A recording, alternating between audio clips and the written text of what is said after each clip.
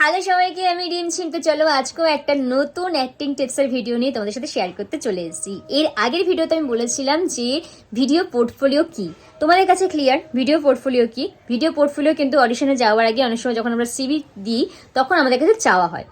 তো ব্যাপারটা হচ্ছে যে তোমরা যারা নতুন আসছো এই প্রফেশনে তাদের কাছে তো কাজের ফুটেজ থাকে না খুব একটা। এইবার যদি তোমাদের কাছে কাজের ফুটেজ কোনো না থাকে তাহলে তোমরা ভিডিও পোর্টফোলিও কি করে পাঠাবে?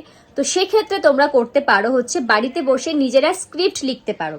সেটা তোমরা সিনেমা থেকেও কোনো ভালো একটা স্ট্রং ডায়লগ নিতে পারো, সিরিয়াল থেকেও নিতে পারো, বা তোমরা নিজেরা নিজেরা কোনো স্ক্রিপ্ট লিখতে পারো, কিন্তু সেটা স্ট্রং হতে হবে কারণ সেখানে তোমাদের অভিনয়টা করতে হবে।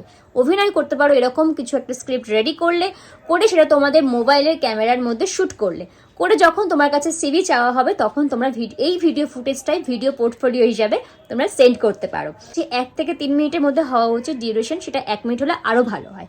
ওকে,